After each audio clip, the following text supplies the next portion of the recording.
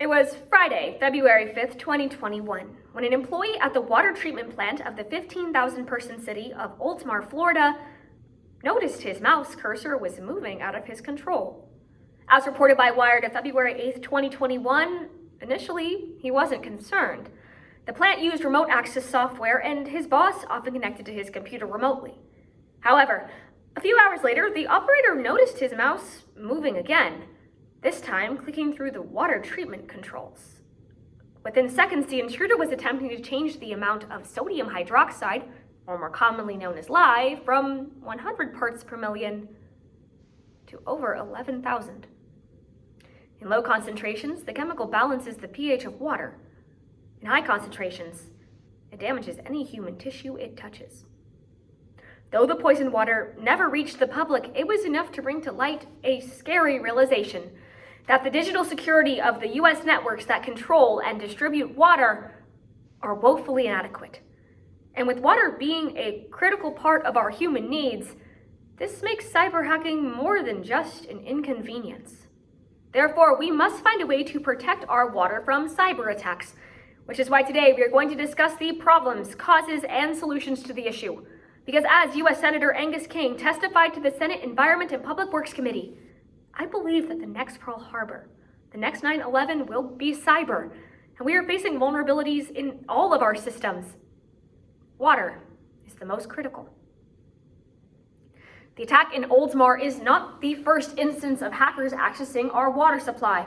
ProPublica's March 11, 2021 notes that in this past January, a hacker was able to remotely manipulate software in San Francisco. In 2019, former employee Wyatt Tangevet was indicted of shutting down a rural Kansas facility.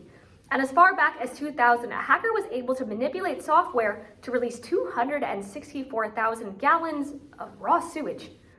These events, potentially putting lives at risk, leads us to the problems with the issue. The fact that water is a critical resource unlike any other, and increasing vulnerability. First, water is a critical resource unlike any other.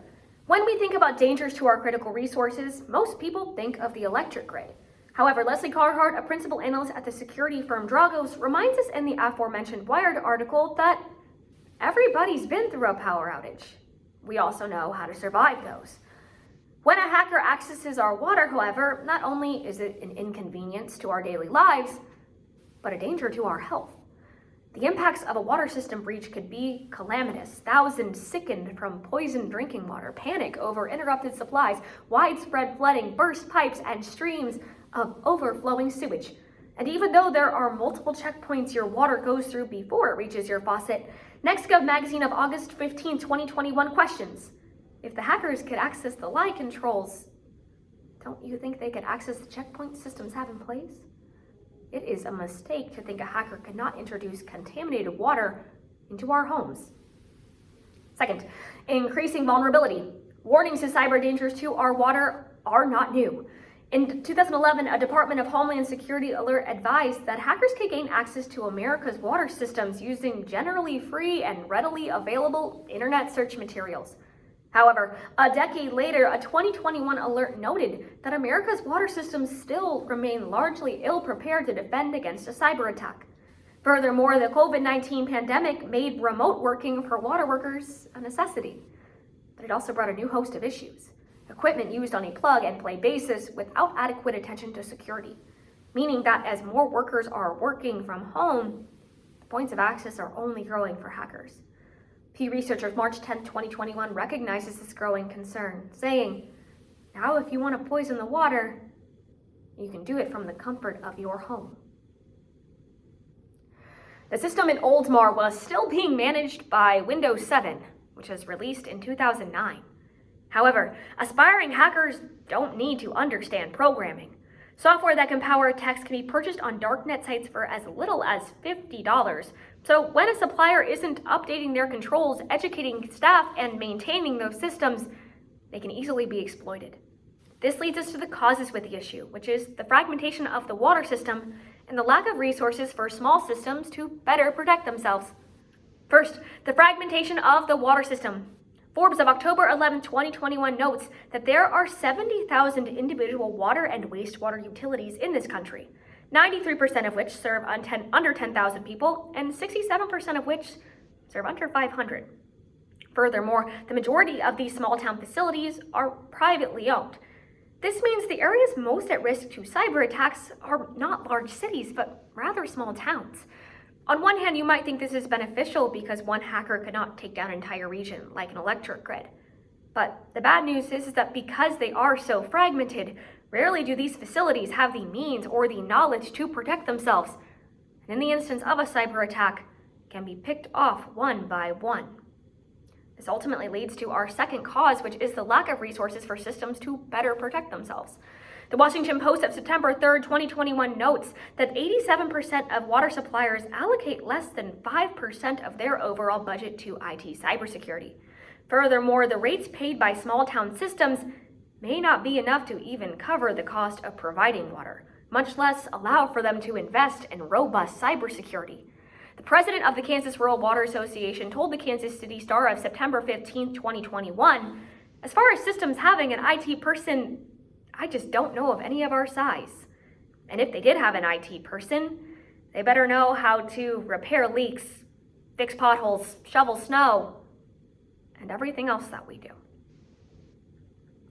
The supplier in Oldsmar did the right thing by alerting law enforcement and alerting the public when they had fallen victim to a cyber attack. However, there are no current reporting requirements for your water provider to let you know if there's been a cyber attack, meaning your water can be tampered with and you would never know. That is, unless it's too late. Therefore, we must seek solutions by increasing long-term legislative support and increasing public awareness. First, increasing long-term legislative support. On January 27, 2022, the Biden administration announced its 100-day plan to increase funding and support across water structures through the Water Critical Action Plan. This plan not only allows systems to update their software, but also educate staff on how to work and maintain those software. Additionally, this is accompanied by a $1 billion grant program that suppliers can opt into so that they can be more aware of cybersecurity concerns as a whole. Although this solution is a great first step, it is by no means perfect. Because the majority of water providers are privately owned, the government is still left trying to persuade them to take advantage of this program, a process that could take months when we need action today. Furthermore, this is only 100 days of support. Cybersecurity is an issue that we are going to be dealing with for the rest of our lives, and while updating the current systems we have in place is a great start, eventually the hackers are going to be able to find ways around them. Therefore, we must make sure legislative support is included for long-term maintenance and preparation for water security. This packet provided by the EPA details why setting up a long-term plan for water suppliers is so important and why it should be included in governmental action. I will include this in the chat below or in the link or in the description below, and you can send it to your representative. And second, increasing public awareness. As I mentioned before, your water provider has no obligation to let you know if there's been a cyber attack, successful or not. So what you can do is be more cognizant of where your water is coming from. In the description below, I'm also going to include a resource provided by the EPA that details who your water provider is, contact information for that provider, how many people your provider serves, and if there's been any infractions brought against your provider. By knowing this information, you can reach out to them directly and inquire what cybersecurity measures they have in place. You can also let other members of your community know who to contact if they unfortunately suspect something may be wrong with their water. So today, we have discussed the problems, causes, and solutions to the cyber vulnerabilities of our water, something we humanly cannot live without. Though recent awareness may have brought this issue into the light, it is still risking millions of people's health. And although we don't know what the future of our water will look like, we do know that leaving the public in hot water is certainly not the answer.